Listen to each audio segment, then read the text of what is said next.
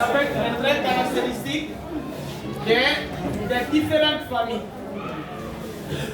Quand nous parlons des traits caractéristiques, nous avons défini la famille, nous avons parlé des fondements d'une famille.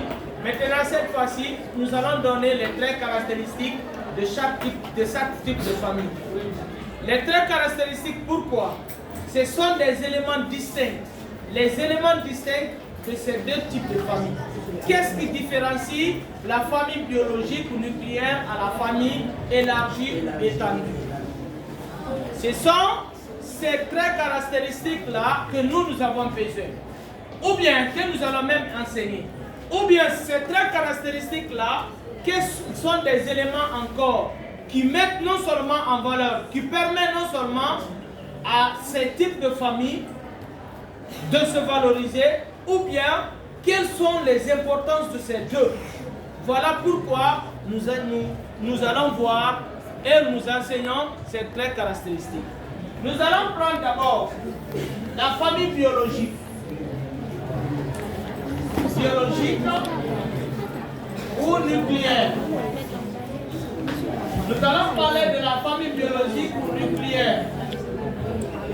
Et la famille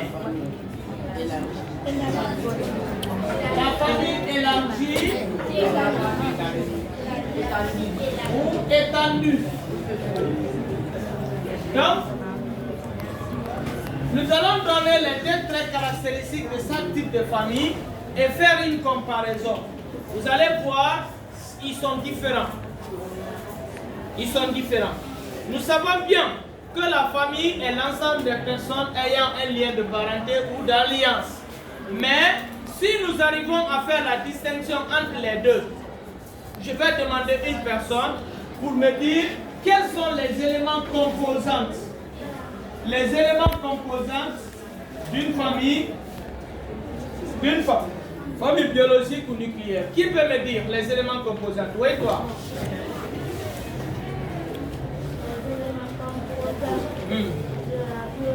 De la famille biologique, hein?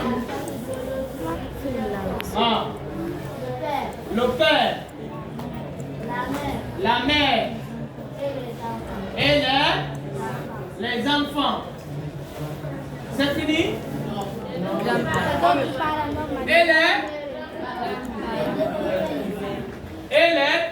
Les parents non mariés. Et les parents non mariés. Et les parents non mariés. Stop. Hey, hey. Merci. Donc, hey, s'il vous plaît, pourquoi on parle des autres parents non mariés? Vous allez trouver, quand une grande sœur se marie, on donne sa petite sœur d'aller l'accompagner. C'est lui qui s'en chargera ici à faire les travaux de ménage, à l'aider à la maison, à laver la maison, à faire des petits travaux, jusqu'au moment où elle aussi, elle trouvera un mari. Ou bien, quand le grand frère se marie, il prend en charge son petit frère. Ils disent que le petit frère là doit rester avec lui dans sa nouvelle maison. C'est le petit frère là qui va s'occuper des petits travaux de la maison jusqu'au moment où lui aussi il sera une personne. Donc, voilà ce qu'on appelle ici, pourquoi on parle ici des autres familles non mariées. Parce que si une grande sœur accepte de prendre sa petite sœur comme une personne qu'il doit éduquer, comme une personne qu'il doit éduquer ou qu'elle doit éduquer, la personne là ne va jamais rester à la maison éternellement. La personne là serait à la maison jusqu'au moment où cette personne sera responsable. Quand elle sera responsable, elle aussi, elle va fonder sa propre famille. Ok? C'est pourquoi on dit et les autres parents non mariés. Qui peut encore me parler des éléments composants de la famille élargie? Oui, qui peut encore me dire ça? La même personne, oui? Oui? Oui, on reprend toujours père. Mère. Mère. Enfant. Bon, j'aimerais que ce soit une autre personne qui peut bien détailler. Oui, toi, la chef. Le père. La mère. Les tantes. Mais il ne faut pas oublier les personnes clés. Oh monsieur. Oui, monsieur. On ne crie pas. Grand-père. Grand-mère. Donc c'est bon. On ne peut pas citer tout. Mais c'est bon. Pourquoi je l'ai dit? Je voulais qu'elle commence par grand-père, grand-mère, parce que dans la famille étendue, la personne clé de la famille étendue, tout commence par grand-père. Tout commence par grand-père. Et après grand-père vient le père. Et après grand-père vient la grand-mère. Grand-mère, père. Père, mère. Mère, oncle. Oncle, tante. Parce que les enfants viennent après. Si les enfants s'imposent avant oncle et tante, ça crée conflit.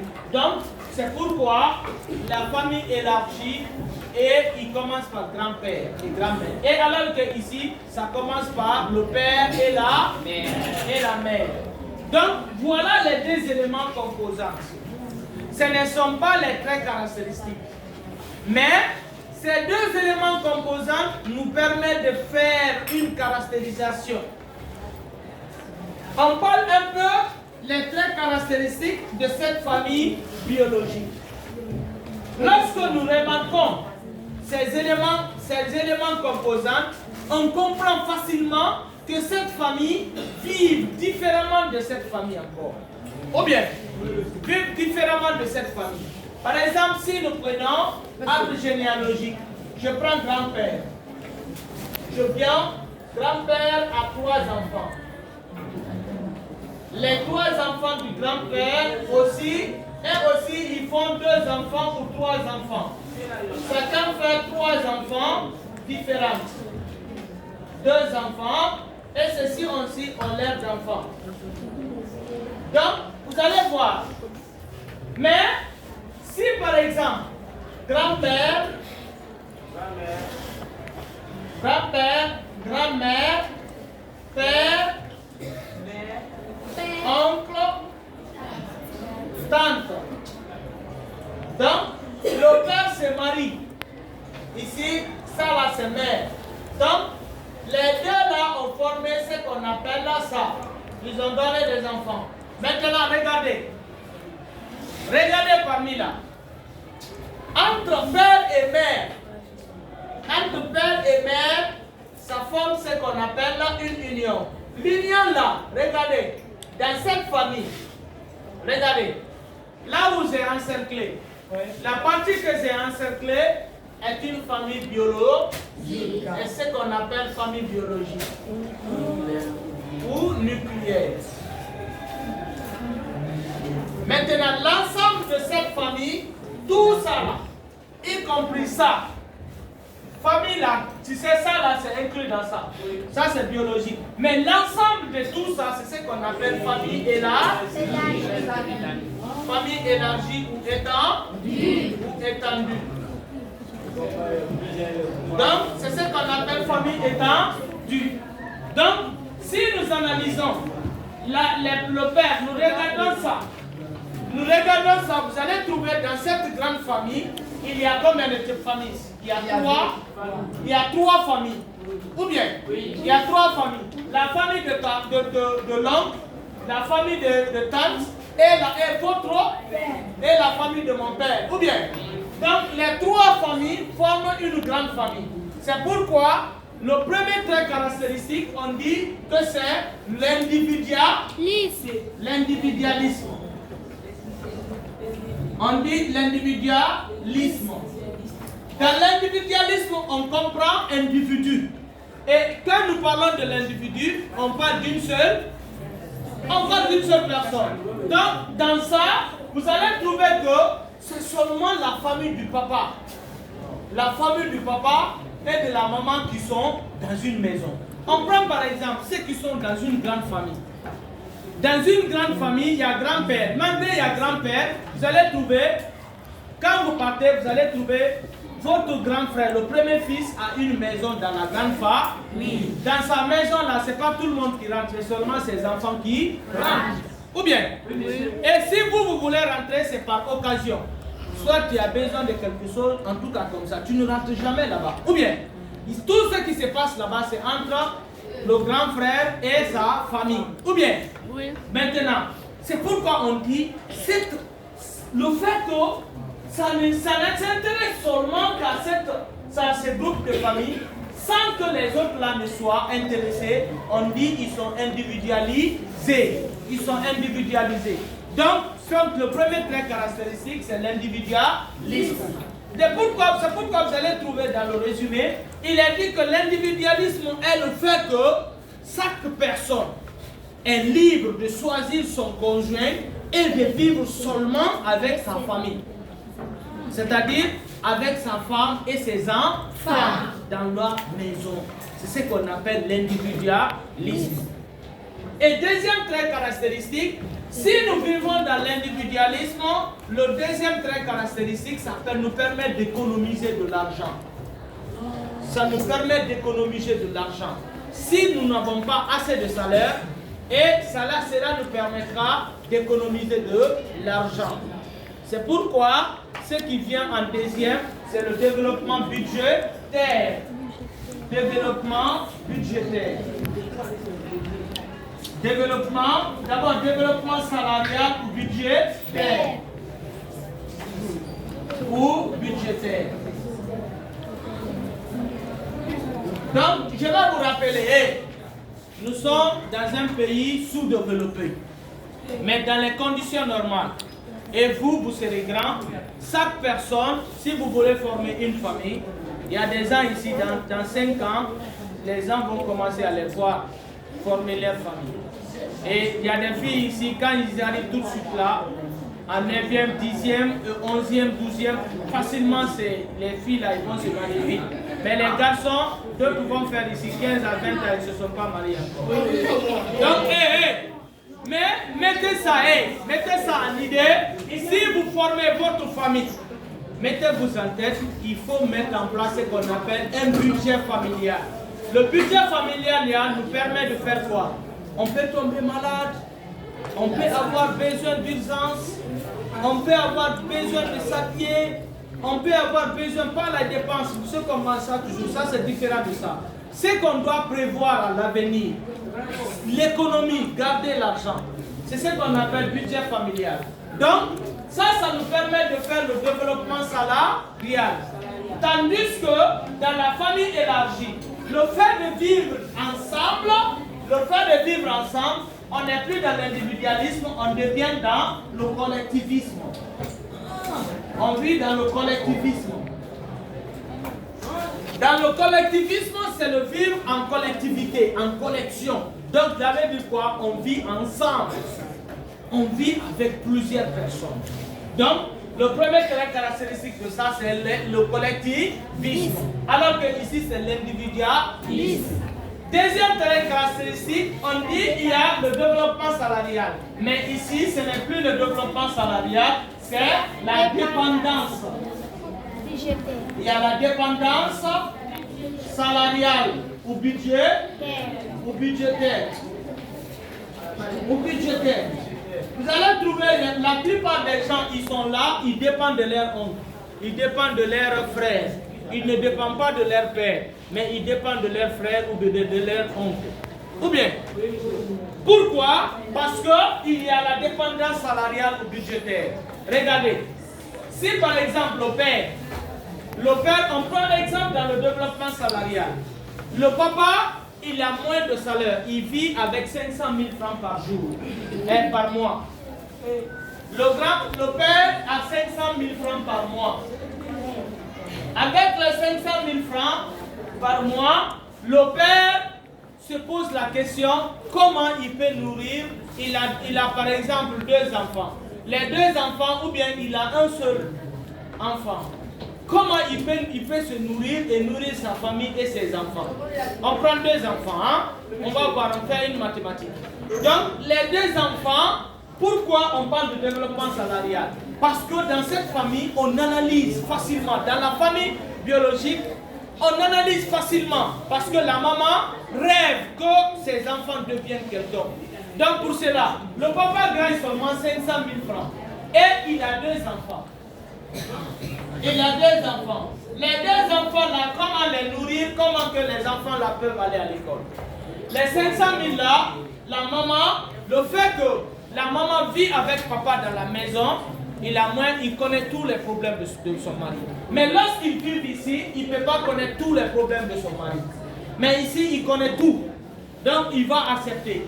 Même si on loge dans une maison, rentrer coucher, qui est payée à 100 000 francs par mois, elle accepte ça. Elle va accepter de rester dans une maison à 100 000 francs par mois, rentrer et coucher. Vous comprenez? Les enfants dorment à terre, papa et maman montent au lit. Mais le petit frère est le plus petit, on le prend, on met au milieu. Lui, il peut dormir avec nous. Ou bien, on peut accepter tous les 4 personnes là, on dort au lit. Oui, ça fait partie, c'est mes enfants, c'est mon sang. Donc, on paie la maison à 100 000. Ça va rester combien? Ça va rester 400 000. Dans les 400 000, la maman dit à son mari, achète demi-sac de riz. Demi-sac de riz, comme nous on dit, c'est 250 000. Il achète demi-sac à 250 000. Et demi-sac là, les 4 personnes, les enfants là ne mangent pas trop comme les vieux. Donc, les demi-sacs là peuvent faire 1 mois. Donc, ça va rester 150 000. Les 150 000 restants, qu'est-ce que la maman va faire? Si nous prenons, ça va rester 150 000. Les 150 000 francs restants, la maman, si on dit de rester, ma maman ne travaille pas, le papa va chercher, les 150 000 là ne vont même pas faire une semaine. Maintenant, la maman, qu'est-ce qu'elle fait? Elle dit à son mari de lui donner les 150 000 là. Il donne les 150 000 là à la maman. On est au développement salarial. Elle dit à sa femme, tiens les 150 000, débrouille-toi. La maman aussi prend les 150 000, elle va au marché. Elle achète les poissons fraîches. Quand elle achète les poissons fraîches, elle vient, elle essaye de faire ça en boulettes. Et elle prépare les piments ainsi de suite là en sauce. Elle vient ici à Bikaba. Elle vend ça aux enfants. Et quand elle prépare, avec tous les condiments, elle a consommé 150 000 aux intérêts et elle trouve enfin 250 000. Quand elle a 250 000, cela veut dire enlever 150 000 dans 250 000, ça va rester 100 000. Donc, la maman gagne à travers les 150 000, elle gagne 100 000 francs chaque jour. Elle va gagner chaque jour 100 000 francs d'intérêt sur chaque chose. Donc, les 150 000 là, elle ne touche pas ça. Elle va prendre ça. Les 150 000 là, demain, c'est ce qu'elle va, le soir, c'est ce qu'elle va aller acheter des poissons. Ou bien le matin, bonheur, elle va aller acheter des poissons pour préparer pour demain, envoyer ça à Bikaba. Les 100 000 là, elle préfère maintenant prendre 50 000 dans ça, 50 000 francs dans ça, pour acheter les dépenses. Pour acheter les dépenses, 10 000 francs, ça c'est le déjeuner. Les 40 000 là, c'est ce qu'on achète, les condiments pour les charbons, pour préparer, pour que papa, quand il vient le soir, pour qu'il puisse manger. Les 50 000 restants là, elle aussi, elle rentre dans souci, dans tontine. Elle rentre dans tontine de chaque jour 50 000 francs. Il y a des tontines chaque jour 50 000, il y a des tontines chaque semaine 200 000, on peut dire chaque semaine 100 000. Donc elle rentre dans tontine. Chaque jour, elle dit ou bien chaque 2 jours 50 000 ou chaque jour 50 000 ou bien chaque jour 25 000. Elle économise. Mais disons qu'elle rentre dans tontine. Si elle n'a pas de tontine, actuellement il y a Orange Money. Actuellement il y a Orange Money. Ou bien elle crée son compte à Yetemali. Elle crée son compte. Il y a actuellement Internet Banking. Elle dépose ça dans son compte Orange Money. Ou bien elle met ça dans son compte Mobile Money. Elle garde ça là-bas. Les 50 000, là, chaque jour, elle met 50 000. Mais vu que du lundi au vendredi, elle ne fait que faire les ventes. Les samedis et dimanches, elle se repose. On prend dans le mois, il y a 30 jours. Ou bien, il y a 30 jours. 30 jours moins 8 jours. Ça va rester combien? 22. Donc, 22, on prend 50 fois 22. 50 fois 22, ça donne combien? Ça donne 1 million par mois. Donc, chaque fin de mois, la maman, elle est là 1 million avec elle par mois. Ça, c'est pas dépense. Ça, ce n'est rien. C'est ce qu'elle économise. Elle met ça dans votre budget familial, dans une banque. Elle garde ça. Chaque fin de mois, elle est là 1 million. Le papa a combien? 500 000. Donc la maman a combien? 1 million. 1 million par mois. Elle est là 1 million par mois. La maman a 1 million par mois, le papa a 500 000 par mois. Cela veut dire ça, vous avez combien? 1 million 500 chaque fin de mois. Maintenant, est-ce que vous n'avez pas développé votre salaire? Ils ont développé leur salaire. Mais est-ce que s'ils étaient là, ils peuvent? Non. Parce qu'ici, il y a la dépendance salariale. Quand on me paye d'abord, je rentre à la maison, vous allez voir, ils ont payé grand frère comme ça. Tu sors seulement, les gens vont commencer à gâter. Il a l'argent. Celui qui gagne l'argent, il prive ses parents. Il a l'argent, il ne donne pas à sa mère. Il a l'argent, il ne donne pas à son père. Celui qui prive son père, celui qui a privé sa mère, les sens sont comme ça là, maudire quelqu'un. Alors que c'est le moment où la personne doit se préparer pour préparer demain. Donc la fin c'est quoi? La fin de ça, le troisième, c'est l'industrialisation. L'industrialisation. L'industrialisation, c'est le progrès. L'industrialisation, c'est le développement. L'industrialisation, c'est être aisé. Avoir la capacité de satisfaire tous tes besoins, même ce qui doit venir par accident. Donc, quand tu es industrialisé, en ce moment, tu vas penser aux pauvres, à ceux qui n'ont pas eu d'aide, moins. C'est en ce moment que tu dois faire des sacrifices. C'est en ce moment que tu dois penser aux autres. Parce qu'en ce temps, toi maintenant, tu as dépassé le développement salarial. En ce moment, tu n'as plus besoin d'économiser. En ce moment, tu n'as plus besoin de faire de l'épargne. Tu as dépassé. Tu peux financer les gens maintenant. Tiens l'argent, va faire ça, tiens ça. C'est ce moment qu'on appelle l'industrialisation. En ce moment, tu as construit une maison. Tu dors sur un lit climatisé. Une maison climatisée, une télé, la voiture, tu as tout sur toi. Donc il y a tout. En ce temps, c'est en ce moment, tu commences maintenant à penser aux autres. Mais par contre, le troisième trait caractéristique d'ici, c'est quoi? C'est l'attachement à la coutume. Attachement à la coutume. Attachement à la coutume.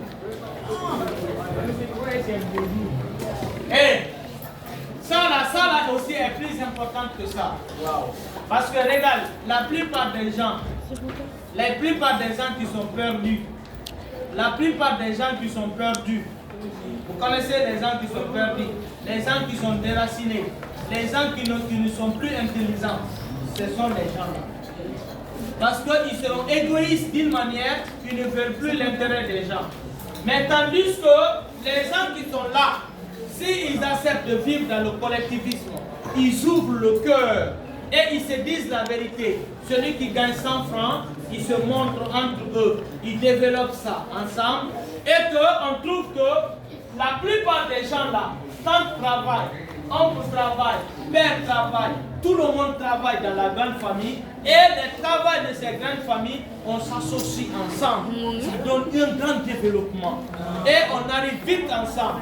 Et les coutumes, ce que nos grands-parents ont laissé, on ne va pas abandonner. Mais ici, nous allons facilement abandonner notre culture, notre coutume au détriment des autres cultures. Vous avez compris? Oui. Donc voilà ce que nous allons voir aujourd'hui en faveur de ceux qui sont là. Les traits caractéristiques de la famille biologique, Nous avons l'individualisme, le développement salarial et industrialisation. Et les traits caractéristiques de la famille étendue ou élargie, nous avons le collectivisme, dépendance salariale ou budgétaire et attachement à la coutume. Merci. Si vous avez des questions à poser, vous me posez et en plus, merci.